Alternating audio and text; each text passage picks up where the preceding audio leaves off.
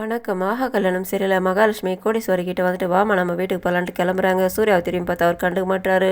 இவங்க வெளியில் வந்துடுறாங்க. இதை பார்த்து தாத்தா பாட்டியும் கஷ்டப்படுறாங்க. அதுக்கு மேலே தாத்தாவில் பொறுத்துக்க முடியல. இவங்க வெளியில் வந்துடுறாங்க. வெளியில் வந்தோடனே தாத்தா அங்கேருந்து உள்ளேருந்து கத்திக்கிட்டே ஓடியாராரு. ஓடியாந்து விழ போகிறாரு. மகாலட்சுமி வந்து தாங்கி பிடிச்சிக்கிறாங்க. ஏமாம்மா அப்படி நாடகம் பண்ணிக்கிட்டு இருக்கேன்ட்டு சித்ரா கேட்குறாங்க. அதை பார்த்தது எல்லாருமே ஷாக்காக வராங்க. இல்லைம்மா நான் நிஜமாக தான் பண்ணிக்கிட்டு இருக்கேன். மகாலட்சுமி வெளியில் போகக்கூடாதுன்னு இவர் சொல்கிறாரு. ஏமாம்மா அவளை வெளியே அனுப்பக்கூடாதுன்ட்டு நீங்கள் நாடகம் பண்ணிகிட்டு இருக்கீங்களா? அவள் தப்பு பண்ணியிருக்கா. வெளியில் அவளே போகிறேன்னு சொன்னாங்க. நீங்கள் ஏன் தடுக்கிறீங்கன்ட்டு இவங்க திரும்ப திரும்ப இவங்களோட தான் பேசிகிட்டு இருக்காங்க. இதை பார்த்தா சூர்யா கோவம் வந்துடுது. தாத்தா நிஜமாக தான் சொல்லிக்கிட்டு இருக்காரு. அவர் தான் வேணான்னு சொல்கிறாருல, நீ ஏன்ட்டு உன்னோட பொண்டாட்டி வெளியில் போகக்கூடாதுன்னு சொல்கிறேன்ட்டு 2 பேருமே சேர்ந்து நாடகம் பண்ணுறீங்கன்னு சொன்னோன்னு அதை கேட்டதும் சூர்யா கோவம் வந்துடுது. நீங்கள் என்ன பேசிக்கிட்டு இருக்கீங்க? இது மேலே நீங்கள் இந்த மாதிரி பேசாதீங்க. தாத்தா சொல்கிறதுலாம் நிஜம்தான். எல்லோரும் நல்லா இருக்கணும் தான் அவர் சொல்லிக்கிட்டு இருக்காருன்ட்டு.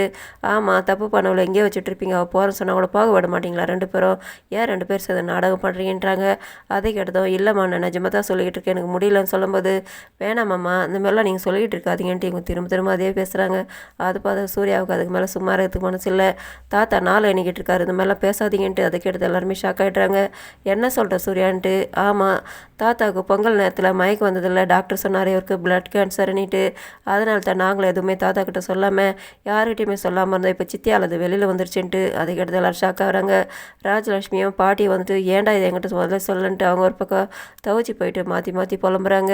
என்கிட்ட நீ சொல்லக்கூடாதா சூர்யான்ட்டு. நாங்கள் யார்கிட்டையும் சொல்லாதான் இருந்தோம். தாத்தா இருக்கிற வரலும் சந்தோஷமாக இருக்கணும்ட்டு ஆசைப்பட்டோம். டாக்டர் அப்படி தான் வச்சிருக்க சொன்னார். இந்த சித்தியால் தான் எல்லாம் வெளியே வந்துருச்சுன்ட்டு ஆளுக்கு தாத்தா கிட்ட சொல்லி புலம்புறாங்க. எது பார்த்ததும் மகாலட்சுமி ரொம்ப வருத்தப்படுறாங்க. எல்லாருமே ஷாக் ஆகுறாங்க. நான் பெருசாக எடுத்துக்கல. சித்ரா மட்டும் அவங்க பாட்டுக்கு நார்மலாக என்னதானு இருக்காங்க. எல்லாருமே வருத்தப்படுறாங்க. இதை நாங்கள் சொல்லக்கூடாதுன்னு தான் இருந்தோம். அப்பா எனக்கு தாத்தாக்கு மட்டும்தான் தெரியும். இவ்வளோ நாள் அதை மறைச்சி வச்சுட்டு இருந்தோம். சித்தியால் எல்லாம் வெளியே வந்துருச்சு. இதுக்கு மேலே எதுவும் பிரச்சனை பண்ணி வைக்காதீங்க. எல்லோரும் நல்லா இருக்கணும், சந்தோஷமாக இருக்கணும்.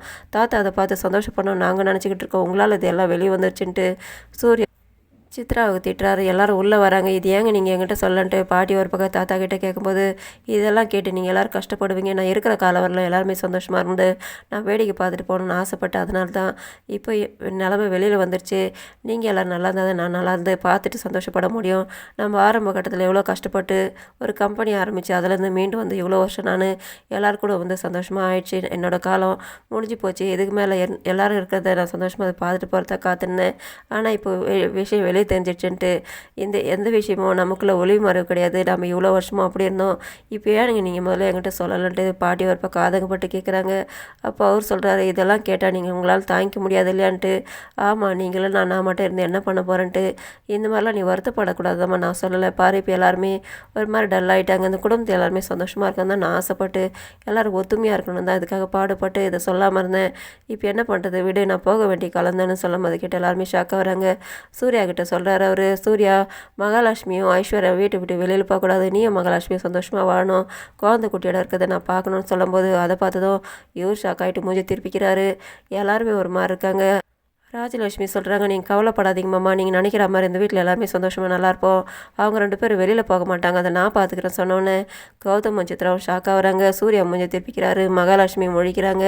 நான் பார்த்துக்கிறேம்மா, நீங்கள் எதுவும் கவலைப்படாதீங்கன்ட்டு ராஜலட்சுமி மனசு மாறிட்டாலும் சூர்யா மனசு மாற மாட்டுறாரு. இதோட முடியுது. நன்றி, வணக்கம்.